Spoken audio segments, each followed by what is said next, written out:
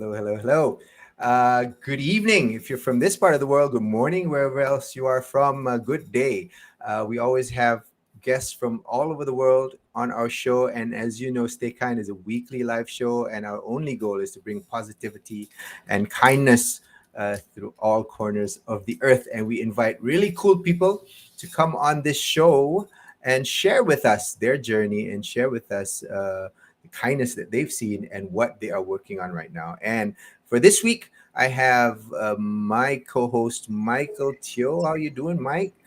Hello, Azib. Hello, everybody. I am doing well, Azib. How are you doing? I'm great, looking good there, and we have matching shirts on. There you Wonderful. go. Same color. We're on the same theme. And Azib, I need to say this, right? So before we went on air, I had a chance to speak to Azib. And again, Azib's going to hate me by saying this, but, there's a moral to the story here. So Azib is still in his work uniform. He has worn it for the last 16 hours, but that shows how committed he is. He came Uh, back from work. He knew that he had to do this show passionately.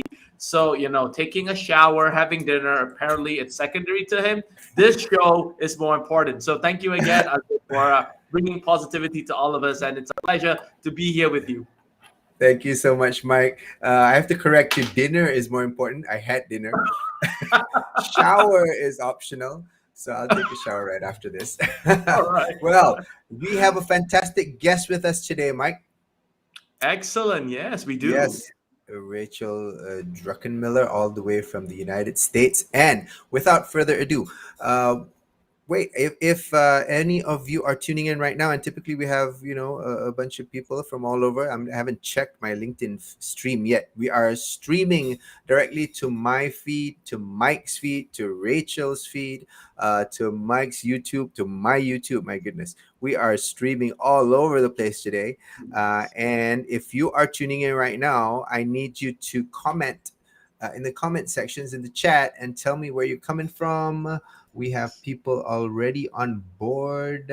Azro. Rachel has commented, and we have people from all over. So tell me where you're tuning in from, guys, and we're happy to have you on the show. So, ladies and gentlemen, let us bring on the one, the only Rachel Druckenmiller. Hey, Rachel. Hi, how are you? We are doing Such fantastic. a You're looking soothing great. voice. There you go. I know we're in for a treat. Yes, we are. So Well, it's early morning there. Where are you exactly, Rachel? I'm on the East Coast of the United States in Baltimore, Maryland. So about an hour from Nice. Washington, D.C. Yeah. Cool, cool. Fantastic. I actually have a sister near Washington. She may be in Maryland. I don't know. I haven't been visiting. I haven't visited since she moved there like 5 years ago. But we've had several guests from the East Coast. We have Andrea Koppel on the show recently. And so we welcome you from Maryland and wherever you are tuning in from. Ladies and gentlemen, we'd like to hear where you're from. Cynthia here from Ohio in the Very Midwest. nice. We have people from Taiping. So let's just quickly acknowledge people who are on the chat today. Aizuddin here is from Tanjung. Welcome, Aizuddin. We have Cool. Theresa. Teresa. Hey, Close to Theresa. me, Fells Point. That's in Baltimore. That's close to you. Yeah. There's somebody from Bangladesh. We can't really see his handle. He must have a privacy thing on his handle. So, anyway, welcome, ladies and gentlemen, to this show, Stay Kind, and with our guest today, Rachel Druckenmiller. I hope I pronounced that right. Oh, you Rachel. nailed it. Great job. Yeah. Got it. Thanks. So, Mike and I are going to be asking you a bunch of questions, and we also welcome questions from the crowd. So, whoever's tuning in right now, we welcome all of your views. Rosilawati from Ampang, Selangor, Malaysia, welcome.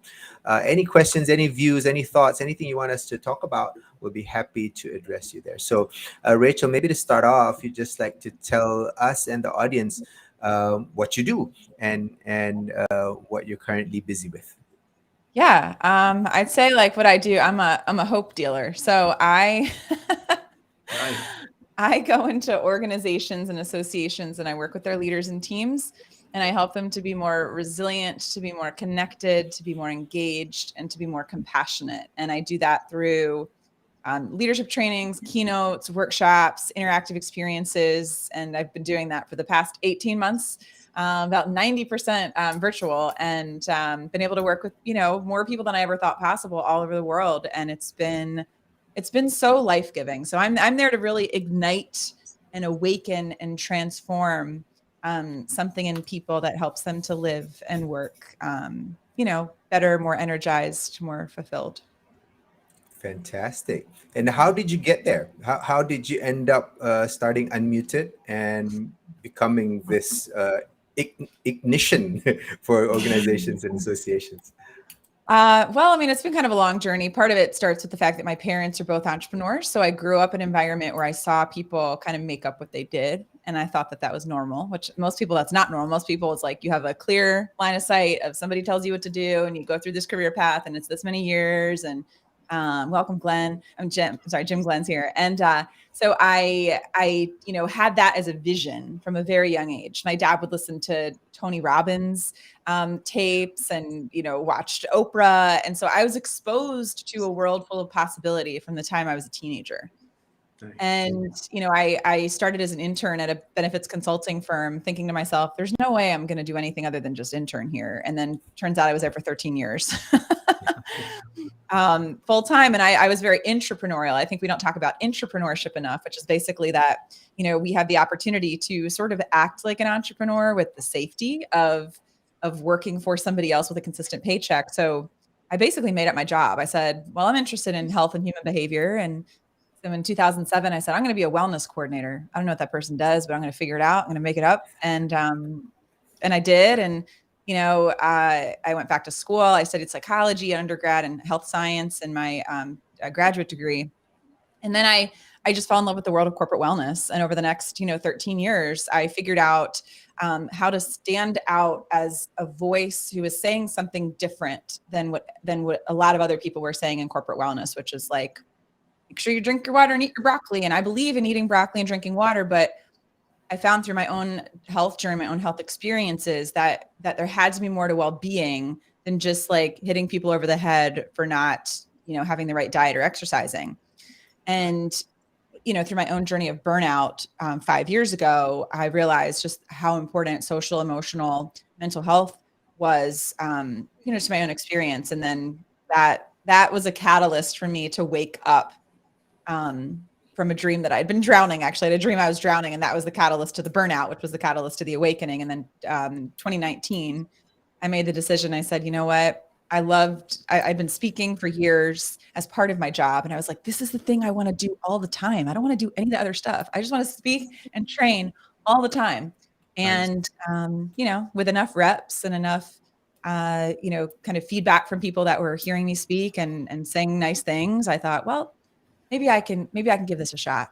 So I left in the fall of 2019 and, pandemic hit 7 months later and I had to reinvent the entire business at that point. And, but I'm so glad, no regrets. So glad I did it. Wow. I'm so glad you said you made it up as you went along, which was fantastic. And I guess you made up along the way a lot of what you do, Mike. And Mike has been in the training business for how long now? When did Thriving Talent start? Azib, the funny thing is when I'm sitting here listening to what Rachel has been sharing with us, she gave me goosebumps in a good way, because I could map my journey like Rachel. So just to share with you, Rachel, I did an apprenticeship as well with 2 leading management consulting firms when I was doing my undergraduate years in New Zealand. And then I had that same feeling like you. Like I was there, I was working with all these big clients as an apprentice. The senior partners would mentor me. But then I asked myself, is this really a job that I want to do for life? And I find that I love to speak. I mean, that was how I met Azim as well. I met him when he was a CEO of a growing government agency that promoted innovation. And I was invited to talk about innovation to the youth at that time. This was way back in 2010 to 2011, 2012. And then that was when I really discovered that passion.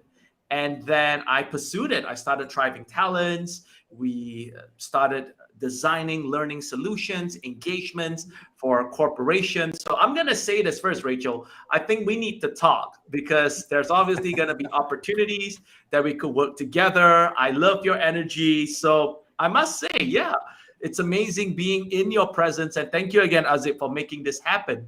Azib, if I may, I would like to start off with the first question that I have for Rachel. Rachel, you mentioned big words like ignite, transform something in people so that they could be better, so that they could be more resilient, engaged, happier with their work. And I know that you are one of the more sought after speakers in corporate America and also internationally. I mean, Azib told me that you have done 240 events, keynote address, speaking engagements. Correct me if I'm wrong, Rachel, in this lockdowns alone, right? 240, that's amazing, right? That's like 250, I don't know. Yeah, something upwards of 250 something. Yeah, since March. That was 250. So Rachel, my question is, I mean, you shared with us that you ignite and transform something in people to make them better. In all your keynotes, what is that one message that you believe really resonated with most of the people that you have spoken to? What would that one message be? I think it's a feeling that I create in people. And the feeling that I think I create is a feeling of validation. So of being seen. So for instance, when the pandemic started and everyone was in freak out mode, panic, right? Like, oh my gosh, what are we going to do? What's happening? What's happening? I had people come to me, former client, clients I've worked with before, associations I worked with before, in the human resources space. And they said, we need something to like lift people up right now. So the fact that I was viewed as somebody who uplifted people was why I was brought in. But then why I was, I think, brought back is because I think people really felt like I got them. So as somebody who has burned out before, as someone who's been really scared, as somebody who's had to navigate significant change, like launching a business in the midst of a pandemic, losing 80% of it in a matter of 2 weeks and having to completely resurrect it as the primary breadwinner of my family. And then 6 weeks later, getting hit by a pickup truck and fracturing my back. Like, I knew a thing or two about resilience, not from reading it in a book, but from living it in my life. And so I'm able to tell compelling stories because I've lived it. And so I know what it feels like to feel discouraged and frustrated and to be grieving and to be able to name it. And so what I find that I'm often able to do is to give language to things that are universal human experiences that people have never really felt understood in or felt validated by. And I'm able to give it language. I'm able to put a voice to it. I'm able to tell stories around it. And I have all the time people sending me messages after talk saying, I felt like you were talking directly to me. I felt like I was in a conversation with a friend. Are you a therapist? I'm not a therapist. I see a therapist. That's the other part of my growth journey is I see a therapist every week. And so, I do a lot of my own, I continue to do a lot of my own work, which allows me to be effective with other people because I'm doing so much of my own work that I'm getting insight constantly that I can then share with other people. So I'd say it's just, I'm bringing this honesty. I'm bringing a refreshing honesty that validates people's experience. And I think that is the thing that that draws people to me. I think that's one of the things. I mean, I'm drawn to you now. I'm drawn to you now. It's amazing, just to share before I pass it back to Azib right here. So your story, I'll tell you my version. So last year, before the pandemic, I got into an accident. I dislocated my left knee for the second time. I was told by the doctors that my left knee, because it came out again for a second time. The last time was when I was 15. Now when it happened to me last year, I was 33 years old. So when the doctor said it came out again for a second time, even though it has had a prolonged time of healing, meaning that I would not be able to walk as strongly as before. So the accident hit me. I lost 70% of my business because of the lockdowns that we had right here. I had to let go of my team previously because we were all just in panic mode. And then to recover from that, rebuilding my business, doing regimen exercises to strengthen my left leg so that my left knee won't come out again. So I could really empathize with what you have shared right here. So oftentimes I also find myself sharing stories about resilience, about having the mental toughness. So thank you, Rachel. Indeed, you have provided validation for my experiences. There you go. There you go. Thank you. Back to Thank you, Yeah. Azim. Yeah, I think what I enjoyed most about what you were just sharing about your journey, Rachel, was the authenticity of it all. You know, we could really tell that this is you. This is Rachel, Mhm. and she's Yeah. this crazy, energetic lady. And even though you're going through all of this, even though you're going through therapy, and even though you've had that accident, and things, life goes on, right? You have to figure out a Mhm. way on how to move on. And one of the words that you used in your first when you first spoke was about resilience. So my Yeah. question to you is that a big thing? Is that the main thing of what you talk about with your clients in the companies and the associations that you speak to? Is that something that they really need? It's the main thing I've been asked to speak about lately, because people are struggling with it. And I think other thing that I do with that is not just say like, hey, just get back up when you get knocked down and think about what are the 3 things you're grateful for and move on. Like gratitude is important. I don't want to diminish it. Like it's an important part of my life. But I think we have to name the fact that there's other things going on beneath that. Like there's a certain degree of acceptance that has to happen with resilience. And a lot of people have been resisting reality. It doesn't mean you like it. There's a lot of things going on in the world that we may not like, but the amount of resistance, the amount of emotional resistance we have and the mental resistance that we have to things that we don't like takes up a tremendous amount of energy that prevents us from being able to move forward. And so what I find is that, I can speak to this again in a real way of, I know what it's like to have to accept something. Like I remember in May of 2020, after I had this accident, and thank you, Cynthia. After I had this accident, and I was standing in my living room with my back brace on, and I was looking outside and I was watching somebody run by my house. And it was a beautiful day. It was 70 degrees. And I just started crying. And I just went to my husband and I asked him to kind of like hug and hold me because I was so sad. I was so sad that this was my reality, that at a time where the only outlet we had, frankly, was to get outside and move, that was now gone. And I had to accept that. I did not like it. I was really, really upset about it, but being mad at the fact that this was happening in my life was not going to make it any better. I let myself be sad. I let myself be frustrated. I had moments when I was angry. I let myself feel all of that. And to your point, I also made the decision to share those moments, to not wait until I was healed before I started sharing with people. I think that's another thing that draws people in is I share my journey along the way when I'm like not 100%.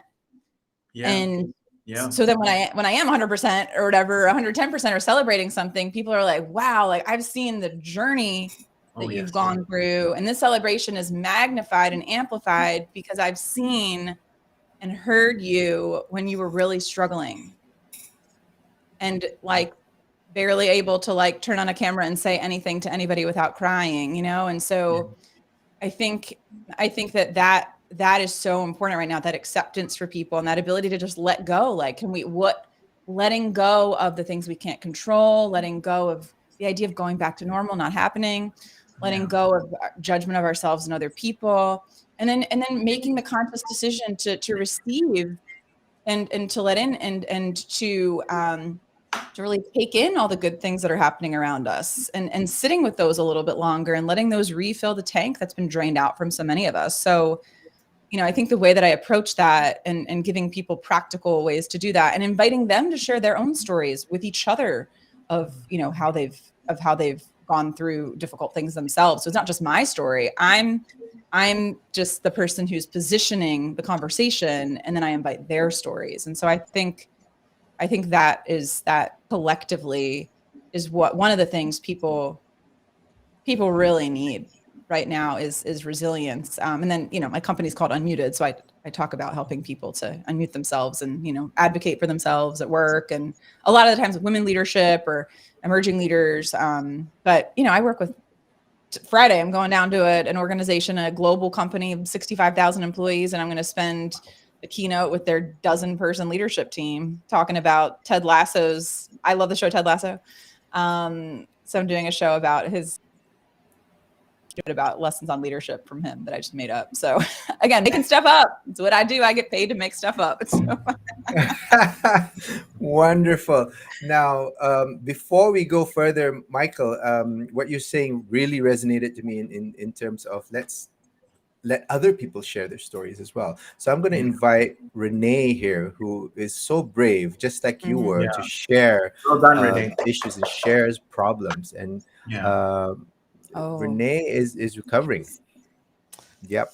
And Yeah. so, but I'm happy she's to really, respond. I mean, she's taking it up, Renee. I follow your posts, and you're posting every day right now about your journey and the joys and the ups and downs that you're Amazing. going through as well. And it is amazing. So Yeah. Yeah. I have we a can't comment. see the whole thing. Let me see. I see it She's on the side. saying, She's living with yeah, metastatic breast cancer. Never felt that I need to talk to a therapist more recently, perhaps because I'm talking more about metastatic breast cancer on social media. It does somehow. Oh, there you go. It does somehow affect me more. When should someone like me seek help in the form of therapy, if at all? I'm happy to respond to that if you'd like. go ahead. Go ahead. Go ahead. Yes. Renee, first of all, as has been said already, you are tremendously brave, and sending you healing and comfort and peace. And therapy, here's the thing that may be really particularly helpful with something like that. A diagnosis like that can be really traumatic. I can imagine. I've not been there, but I can imagine. And so I see a specific kind of therapist. There may be specific therapists that work with breast cancer patients, which may be one, first of all, to seek that out. That may be a first go. A second, maybe to seek out a therapist who's trained in a therapist that's called somatic or somatic experiencing, Soma, Somatic. So somatic therapists are trained not only in helping you navigate things from a mental and emotional health perspective, but they're also very attuned to noticing the body, and that the body, there's a really great book called The Body Keeps the Score. One of my favorites, I recommend it to every human. The Body Keeps the Score by Bessel van der Kolk, and really powerful book. And I've found, as somebody who's seen a somatic therapist from the PTSD from my accident for a year now, I've seen her for a year.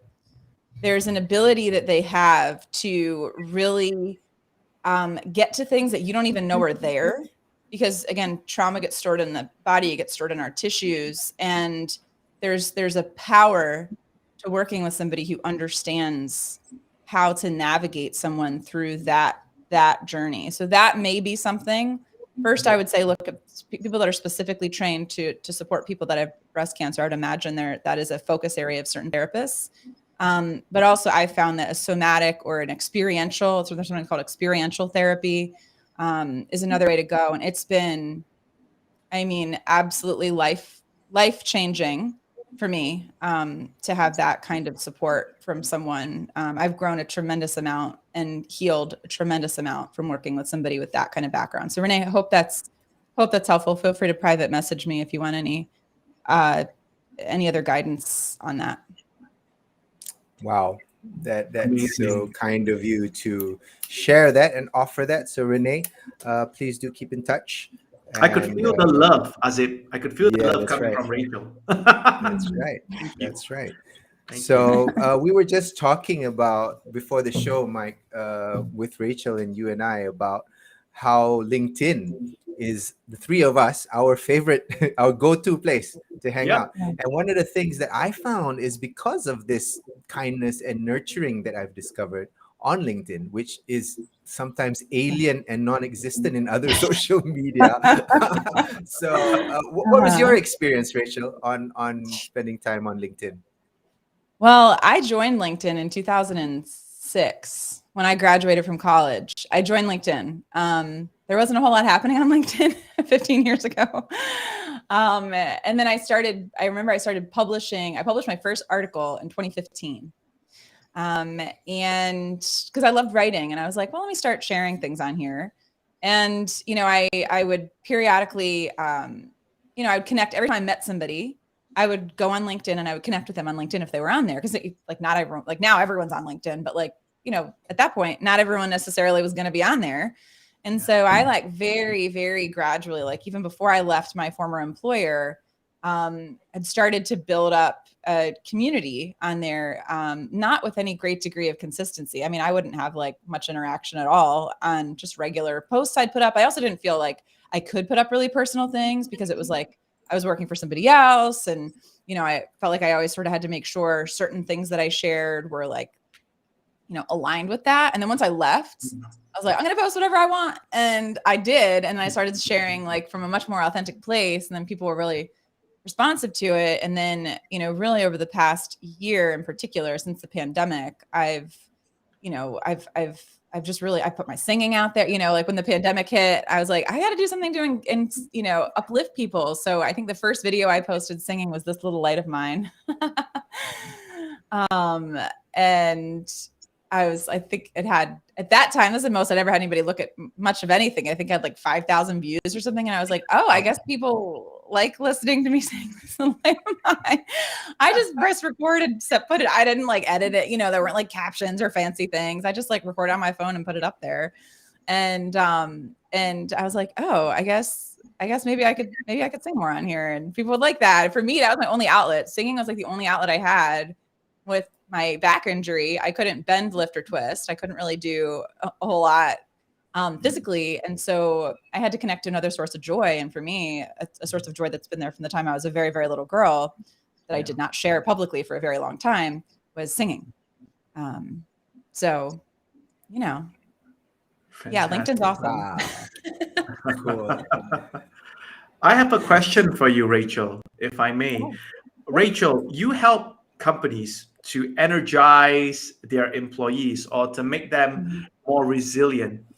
There are people who said that resiliency is inborn and it cannot be trained. But obviously, you wouldn't agree with that because you are the proven example of someone that companies hire to mold their people to be more resilient. So my question for you is, Rachel, from your experience, how do you do that? If you could walk us through step by step, because whatever you have done for the companies, for all of you that is tuning in right now, you could potentially emulate in your company as well. So again, Rachel, could you please enlighten us step by step? How do you do it?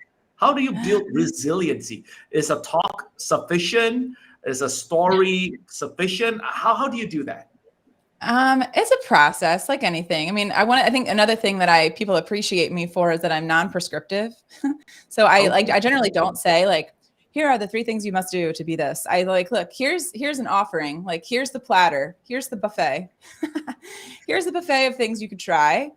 Pick what works for you. Like that's generally my stance on pretty much everything, because I think a lot of times when we fall into the trap of like giving advice, we're coming from a place of like, we know better than other people. And I don't think I know better than other people. I just think I might have thought about this a lot more and reflected on my own experience and done a lot more work in this space and read up on it than other people. But I don't, so I think to your question, resilience absolutely is a capacity that can be developed. It's a capacity that can be developed, a muscle that can be strengthened. If people don't have, and I'll talk more about that in a second. If people don't necessarily have, a strong sense of resilience inherently, they can still benefit from something called post-traumatic growth. And post-traumatic growth is essentially the capacity to, in the midst of adversity, connect to some beneficial form of growth in the form of a deeper sense of meaning and purpose. Think about anyone listening right now, right? The sense of how our sense of meaning and life, our sense of spirituality was enhanced in the midst of the pandemic, our appreciation for life, our compassion for others, connection to our personal strengths, our sense of new possibilities that were emerging in the world. All of these things are forms of growth that even if we haven't necessarily built up the muscle of resilience, we can still benefit from post-traumatic growth. So I want to distinguish those two. When it comes to resilience, when it comes to building resilience, one of the things I'll mention starting off is one of the things I talked about a little while ago, which is the first part of that's acceptance, right? That how do we focus on, intentionally like accepting what is. That's like step one. If we're sitting there like, oh, digging our heels and I'm so mad that this is happening, I wish this wasn't okay. Like, and what energy do you now have to solve your problems, right? So I think the acceptance piece is really, really important, and that takes time, and the timeline for acceptance varies by person. So acceptance is a big part of it. I think another element to being resilient is social support. One of the most important elements of being resilient is social support. So we don't have the strength to stand on our own, like in my case, literally. We have to lean on other people. And so at a time of such social isolation and disconnection, it's more important than ever that we are intentional. And I just posted a post on LinkedIn about this yesterday morning that seems to be resonating with people, about the importance of asking for help. That so often we diminish our own needs. We say, well, so-and-so has it worse than me, or I don't want to be a burden, or, I've already asked for help, or gosh, if people really knew I was struggling with this, then what would they think of me? And so then we don't ask for help, and then we stay more and more in isolation. And so I think, it's like, I don't know how we're resilient if we're just relying on our own strength to get through. I don't know. As somebody who has tried to do that, did not work. Yeah. Did not work. So, social support and really a sense of agency, of reminding yourself. I encourage people, think of a time in the past where you went through a really difficult situation and you weren't really sure how you were going to make it through. And you did. Like, for me, I think back to when I burned out and got mono 5 years ago from just driving myself into the ground, working too hard. And that I lost my voice during that time. I was sleeping 12 hours a night and not feeling rested for months. I was so sick. I had something called Epstein-Barr virus. I was so sick. And, going through that experience gave me a lesson in the importance of asking for help, letting people in when we're struggling, and receiving help. And so then when I got to this situation 4 years later, with, getting hit by a truck and fracturing my back, I had learned a lesson previously that I can get through. I can do hard things. I can get through hard things.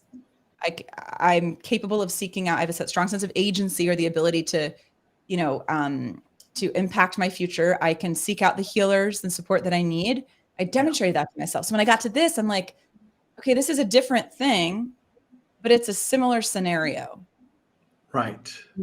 So I think that sense of acceptance, that sense of, support, and that sense of reminding ourselves of when we've gotten through hard things in the past, I think, all of those, and somebody's question, Benjamin's question about, switching from being half empty to half full. Yeah. I think part of that is, in the midst of the difficult situations, to take a moment to take in the good, to think about, when I was in the trauma room in that, at the hospital, not waiting for my prognosis, I was singing songs. I was singing like Hakuna Matata I needed something to distract myself. I didn't have a phone and I had no one to talk to because it was COVID. My husband couldn't be there. I was alone at the hospital for like 9 hours. And so I started singing songs, and I was thinking to myself, there's something here about rising up when we get knocked down. I'm going to use it. Like, I thought in that moment, there is something here. I have not been given this platform. I do not do this job to not be able to use the story. Like, I am sure as heck not going to waste it. Yes. And, and I'll share this with you, Benjamin, and for anyone else that it may help. And then I'll pause. No, go ahead.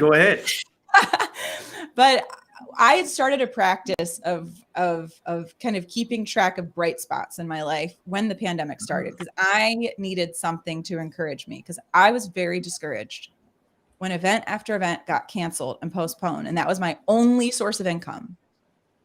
I was having some moments of freaking out, and so every day I did this for 35 some days leading up to the accident. And when the accident happened, I was like, I don't have the energy to do anything right now. I would track in my journal. I would number it from 1 to 10, and I would track what were 10 good things or moments of joy, or glimmers of hope that I saw that day, or something good that happened. And so because I knew that I was going to be responsible to myself for tracking that at the end of the day, throughout the day, I was more aware when those things happened. So when something good happened, I was like, ooh, that's something you can put in your journal tonight. Nice. And some days I got to the end of the day and I would start writing and I could get to 2 and I'd be like, today was not a good day. How am I going to find 8 more? And I like made the discipline. I made myself sit there until I could fill up the list. And so we can retrain. We have the capacity to retrain our brain to be noticing and mindful of the things that are good that are happening. And this is not to diminish. It's a both and. It's I can feel the pain and the sadness and the frustration and the anger that I'm feeling. And I can also see the goodness that's around me. It doesn't have to be mutually exclusive. Right. That's amazing. that- That's amazing. Yeah. So much That's application of that. Amazing. so many gems. So one of the things you mentioned was mindfulness, and because you work a lot in wellness and particularly in corporate wellness, that has taken a huge turn, hasn't it? I mean, recently it's become a buzzword, and all companies want to kind of jump onto the bandwagon and provide wellness services for their employees. So, have you seen real change, or is it really lip service? I mean, for most organizations, I think their intentions are good, but I think most companies don't really understand how important their employees' well-being is to their performance and their retention and their engagement. I don't think they realize it. When you don't feel good, when you don't feel connected, when you feel tired, when you don't feel energized, when you don't feel appreciated, when you're struggling with things that are weighing you down in some way, it's really hard to like be at 100% at work, like nearly impossible. And I think the good thing that's happening is more organizations are realizing this is not a divide of like you deal with that stuff at home and then you come in here and perform. People are, I think, realizing now more than ever as we're in people's homes, right? As we're like working remotely and seeing people's chaos in some cases behind them, that we cannot separate these things. There are not two separate people that work at your company. There is one person who works at your company and they bring the stuff from home with them and they bring the stuff from work back to their home and they're the same person. And one of the things that exhausts people so much at work is the fact that they have to pretend to be two different people. Like I am this way at home and I am this way at work. And when we show up that way, it is exhausting. And I did that. I did that for a period of time and it was exhausting. And it was one of the things that led to my burnout. And, you know, I think organizations, the ideal thing that would happen is that they would recognize how this is well-being is a part of everything they do. I mean, it has the capacity to be part of how they train their leaders, which is something that, again, I'm often brought in to do is to help guide people through how can I be a leader who's more empathetic and compassionate and accountable for my own behavior? Like one of the main contributors to why people are not well is because their managers and their leaders are not self-aware, they're not self-regulated, and they're not taking care of themselves. And so how can they really truly, they're not doing their own work. So how can they really be there for other people in a meaningful and honest way? And everyone's just running around in like a state of fear and being, dealing with their own trauma that they're bringing into work. And I think it's so important that we start at the top, that we start with leaders and make sure leaders are empowered with skills and tools to be more self-aware, to be more compassionate, to restore their own energy, to invest in their own self-care, to connect in meaningful ways. I think absolutely, Bruce, you can't pour from an empty cup. So leaders, I think too many organizations start with like, this is this is an exaggeration, but like a water drinking challenge with their employees. That's not going to have it. That's like a waste of people's time. No offense, but like, it's a waste of people's time. Don't do that to people. Like really think about what would it look like here if everyone were thriving? Paint a vision first of what it would look like at your organization, right? If people were thriving, and then go from there and think, okay, well, what are the steps we need to take to get there? Not enough people are asking those questions. Excellent. Those are exactly the types of questions that we need to ask of our leaders in all of our companies so that we have a better time at work. I mean, we spend so much time at work, don't we, Rachel? And, for a person like me who works full time, and the two of you who are entrepreneurs, you work 24/7. But I work for a company, and I Mike was saying, I work a lot of hours, Yeah. and I do this on the side, and I have my own life. I have 5 kids. I have 6 cats. So there's a lot going on in my life. But we really need to bring this conversation with the leaders, and have them really, honestly and authentically address what it means to be human in an organization. So I thank you for that wonderful sharing. Mike, any next questions? I'm so inspired by what you have shared, Rachel. I'm just wondering, right? Could you share with us an example or a story of the toughest human being that you had to work with to transform him or her? So, why, if you could share with us, why was that person so tough? Mhm. Obviously, because they have left a dent in you. You could recall that one particular person. Why were Mhm. they so tough, and how did you finally manage to break them and transform them? This is going out to all the stubborn ones out there. So yeah, could you share with us that one particular story?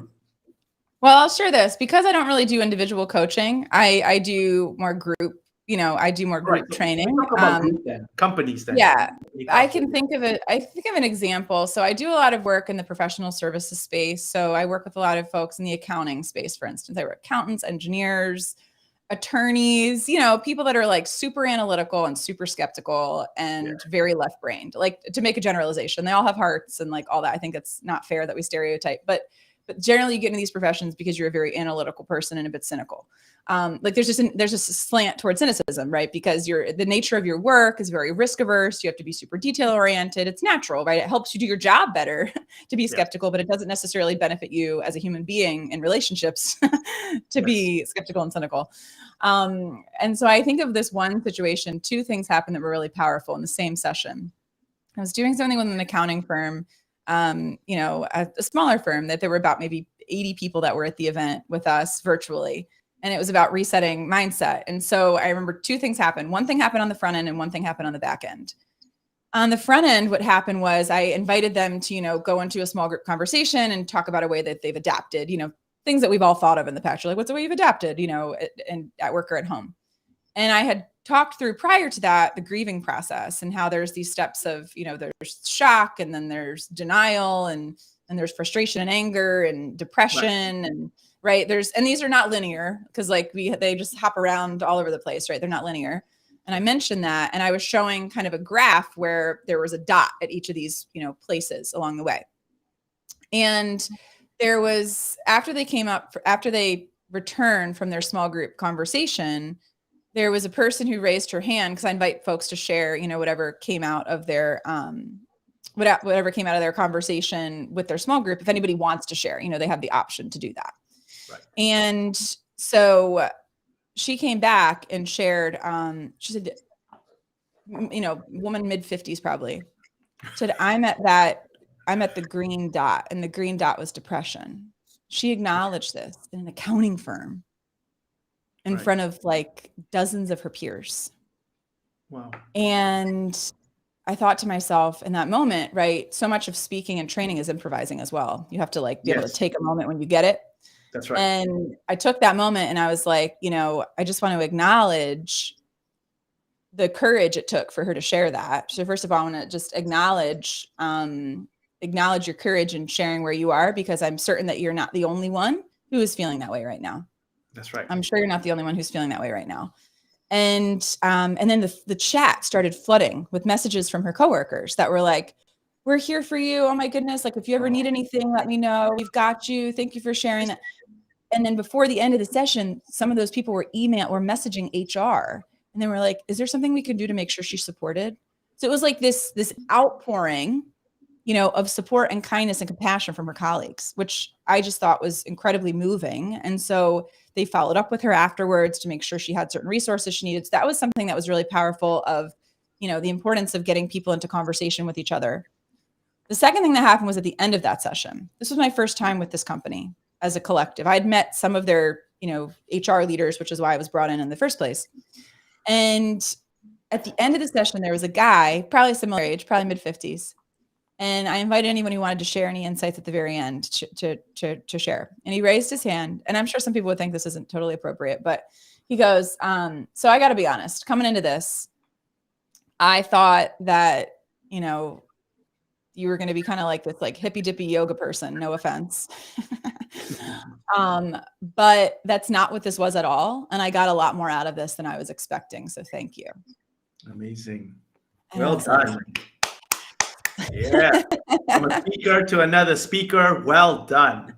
Woohoo! Give you a love right there. Excellent. Like that was a Yes. win, you know, like, so that Yeah. moment of like, I often know that people are thinking that of me. First of all, they think I'm 25, which I'm like, thank you, but I'm closer to 40. I take 37. What? Wait, I'm what? 37 and I take very good care of myself. Yes. Wow. Okay. That's a shocker. That's wellness. That's There you go. wellness. That's This wellness. is what happens when we do the things that we say, when we live out what we teach. Amazing. Lots of sleep, you know, lots of vegetables. And, you know, and so for me, that was a really powerful experience because people do expect that I'm going to come in and do a bunch of toxic positivity nonsense and tell them to just like buck up and like, you know, look at a motivational quote and feel better. And I like motivational quotes. Like I want to make sure they mean something, but you know, that's not what's going to help people get through a thing in their own reflection and their own awakening and their own epiphanies. That's the thing. And their ability to connect with and share with other people. Those are the things that are going to help them get through. And so for me, that was just a really validating experience. And to me, an example. And then I watched the whole screen. The cool thing is I was watching this screen. I had everyone's boxes in the grid mode. And so many people, as he was saying this, were nodding their heads. I was like, oh, you all thought that this was not going to be very good. You all thought that this was going to be just like a lip service or something. And, you know, yeah, exactly. Like Bruce said, meeting people where they are is so important. Like I didn't come in and try to discount what they were feeling. And I do a lot of pre-work when I come in and do events and trainings with companies. I survey them and I interview them and I get to know specifically what they're dealing with in their language. So then when I come on with their employees, they feel that sense of like, how does she know this stuff about us? I'm like, because I did my homework, you know? Fantastic. Yeah, that is fantastic because that really doing your homework is underrated, especially for people who speak. Because people like Mike and me and you, sometimes we feel that we can just get up there and just say whatever, but that's definitely not the case. You need to do your homework. You need to know your stuff, especially when you're talking in front of a live audience that can call you out on it. So anyway, Rachel, at this point on our show, and you know nothing of this, we play a little game. And you don't know what the questions are, but the questions are this or that. So all it is a pair of statements, and you're going to tell us which one you would rather, because that will give us, the audience, a little insight into who you are. So, Okay. would you rather work from the office or from home?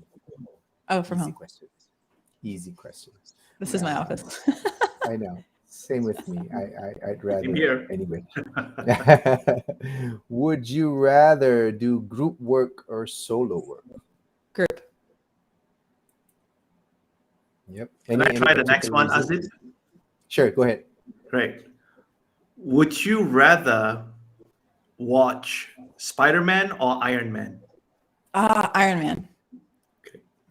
I love Back to you, Marvel. I love all the Marvel. We watch all the Marvel. We just watched the 10 Rings last week, and we watch Hawkeye, all the Marvel. We love Marvel. But still, you love Iron Man more than Spider-Man. Yeah. There you go, Aziz. Back to you. Didn't he die? Yeah. Spoiler alert. No, there's many different multiverses that. Oh yeah, there you go. Maybe there's one that he's a alive. multiverse thing now. You never know. You never know. So, Rachel, sunrise or sunset? They're gorgeous. Is it because you're not awake during the sunrise? Come on. Yeah. I'm a night owl, not a morning person. All right. Maybe you have one final one, Mike. Go ahead. Let me see. Would you rather visit an art museum or an archaeological museum? Archaeological. Oh, why? History. History, yeah, Why? why? I feel like this makes me, I feel like always uncultured when I say this. I don't really like art museums. I like things that are more like interactive. So I feel like I don't like just staring. I don't like being a passive observer of things. I don't, my husband would laugh if he was in the background hearing you ask that question. He would be like, definitely not an art museum. Like, I guess if we're certain kinds of art, more structural, but like, I feel like an archaeological museum, like that would fascinate me more. That would intrigue me more. Yeah. Excellent. Thank you. So probably We're a the same. science or a tech museum, or what do they call those? A tech interactive display would be a lot of fun, right? Yeah. Where you can We have them play in around Malaysia. with We things. call them the Yeah, we science do. centers. Yeah, Science Center. We have science centers here too. We used to love going. Oh my gosh, growing up, we used to go. There's a Maryland Science Center in downtown Baltimore, and like I preferred going there to like even the aquarium. Like there was just so much fascinating stuff about how things worked. Like I've always liked understanding, you know, why are things the way they are, and how do things work, and it's cool to have your hands on things and figure that out. Yeah. Nice. Wow, can you believe that we have been chatting for 50 minutes and time just flies when you're having the fun? Yeah. So one of the big things that we saw in your profile and in your videos is singing. So how did that come about, and what's the history there? Rachel the singer. Rachel the singer. Rachel has loved singing since she was 5 years old, but didn't really do it publicly, semi-comfortably until she was about 20. I, loved singing from the time I was very little. It was my outlet. I was very shy as a kid, believe it or not. I was very, very shy. I was reserved. I was guarded. I was not who was shown up here. I was not really comfortable in my own skin. I didn't feel safe around people socially, meaning I dealt with social rejection, and I didn't always feel included. I didn't feel like I fit in. And so I always had this like kind of guard up. And singing is a very vulnerable thing, very vulnerable, right? You're like sharing your soul, you know this. And so many things could go wrong. Your voice could crack, or you could go flat, or you could forget the lyrics, or any number of things could happen. Somebody could think you're not very good. And I was very much impacted by that way of thinking growing up. And so I wouldn't really sing in front of people publicly. I would sing by myself. I would lock myself in a room in my parents' house and put on these big headphones and sing along to tapes of like Mariah Carey, Desiree, Amy Grant, Celine Dion, eventually Shania Twain. That's when I started to get CDs, Ace of Base. I don't know. These are all alien to me. I'm like a Linkin Park generation. Oh yeah, I'm the Amy Grant generation, the 90s, and so I loved their music. For me, it was like the gospel, soul, slight country, pop, country like twang, that was kind of the vibe that I liked. And it wasn't until I was a senior in high school when I decided to take voice lessons. We had a choir. I went to all girls high school, went to a Catholic school, and we had this amazing choir. And then we had a smaller faction of the choir that was like this special singing group. And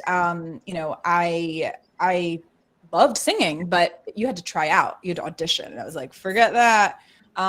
So I just never sang in a choral group in high school. And then I had the opportunity, a friend of mine who did sing, took voice lessons. There were private voice lessons offered at the school that you could sign up for. And I thought, well, let me just improve my voice for my audience of one, because I wasn't performing. So I was like, well, I'll just get better for myself.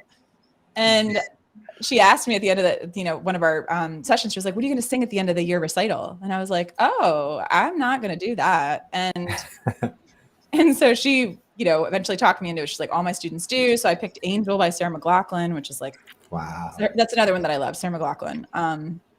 I mean, talk about a gut wrenching. I didn't even know what the lyrics meant when I was singing it at 17, but that's a heavy song. It was a heavy song about losing a friend to an overdose. And I was terrified. Renee, I feel your pain. I was terrified, and I did it, but I didn't enjoy it. And then it wasn't until I studied abroad in Spain, my junior year of college, and came back, and I was in gospel choir in college, which you did not have to try out for, which is why I was in it. And I saw how much fun they were having. They were so alive. Like I went to their concert, and there was like 80 people in these like golden green robes, and they were having the time of their life. They were dancing and clapping. And I was like, I want to how do I do that? Like, I want to do, didn't have to try out, came back from Spain, had this transformation that happened when I was there. First time leaving the country, living in another place. It's such a vibrant culture. I mean, Spain is, either of you been to Spain? Out of curiosity. Not me. We have not. Oh, if you get a Looking forward chance, to it. the food is amazing. It's colorful. There's dancing, there's music. It's awesome. So I came back from that, had a new lease on life, found some courage, and tried out for a solo for the spring concert for gospel choir, and I got it. And that was the beginning of me starting to, put my hair. And Wow. and I everything that was in me. And that's how my husband and I connected, even through, we went to the same college, and we would sing by ourselves. He would play piano, I would sing a yellow folder of music, and then it wasn't 3 years ago the idea of my work when I was speaking training with a group called Public Speaking. It wasn't that the idea of singing into speaking was even a possibility. For incorporating that into your speeches. That's amazing. Never thought it. And you were recently paid to sing. You got your first professional singing gig. Congratulations. How did that go? It was, oh my gosh, it was somebody from the program, right? So another fellow speaker runs a company, and she was like, a year ago, she's like, hey, I want you to sing some Christmas carols to our people. Like we can't really do our typical year-end gathering, gather together or whatever in our own way. But would you sing to us? What would that cost? I don't know. She paid me like $500 in Lululemon gift cards. That's what Lululemon would do. And I was like, I mean, thanks for like 15 minutes, and I got $100 worth of clothes. I was like, this is really I'm cool. there. I'm there. Oh, yeah. So fantastic. That was just amazing sharing, Rachel. But we are at the end of our hour, and part of my job is trying to keep everything in check. So just to kind of wrap up, Rachel, could you summarize what we've been talking about, and maybe the key takeaways that you'd like our audience to keep with them from our conversation? I want to say, check out the post I put up yesterday on LinkedIn asking for help. I think if I could have anyone take away anything from this, it's do not try to go through hard things alone. Ask for help. You're worthy of the help and support that you need. I would say, remind yourself of when you do your hard things and think about what strengths showed up in you in those moments that you could draw on right now. Give yourself permission to feel all the things you need to feel in the process of grieving. All of us are grieving the loss of something now. Every single person in the world right now is grieving the loss of something or someone. Yeah. And allow yourself to be sad, to be frustrated, angry, and make the decision, if you notice that you're in that spot for too long, make the decision to reach out for help, seek therapy, to connect with something that brings you joy, because joy is something that lifts us out of those deep pits, and think about what makes me feel alive. What are the things that make me feel alive and that bring joy? And is a 2-minute version of that I can do today? So those are, if I could think of some things to say, those are some things I would say in summary. Amazing. Wow. Look at Fantastic. that. Mike, you want to share anything? I'm just very grateful to be here and to absorb your positivity.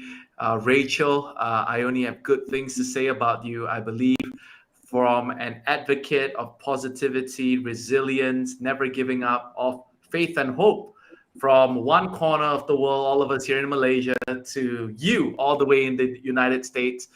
Thank you for the work that you do, and I hope that we'll be in touch. And thank you again, Azib, for making this all happen for us, Azib. You're amazing. Yeah, you're welcome. You want a little lighter? Yes! That is what we were getting at to close off the show. A little performance from Rachel Druckenmiller. Everybody, let's put your hands together. Let's go. This is the song. The first thing I sang there. So here we go. This is my voice. I'll do my best. So here, everyone, just to remember remember that even when it gets really dark in your life or in the world, that you have the capacity to be a light to somebody else, and even to be a light to yourself in those moments. So here we go. This light of mine, I'm gonna let it shine. This little light of mine, I'm gonna let it shine.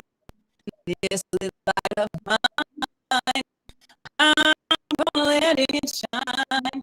Let it shine, let it shine. Let your light shine. Woohoo! There you go, everybody. Let your light shine. Everybody, put your hands together for Rachel Druckenmiller. Thank you so much for tuning in. Please connect to all of us.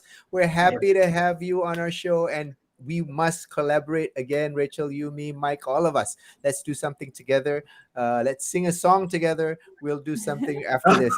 So thanks, everyone, to all the audience members from my feed, Rachel's feed, Mike's feed, wherever you're tuning in from. Thank you so much. Please stay safe, and as always, stay Azif, kind. can we take a group picture together? Yes, let's do this. All right, Go big ahead. smile. I give you a big love right here. Big smile, Rachel. Azif, 3, 2, 1. Nice, fantastic. Thank you, Goodbye, everybody. everyone. Take care. Good Stay night. safe. Thanks, Bye, Rachel. bye, bye. Clap, clap, clap, clap.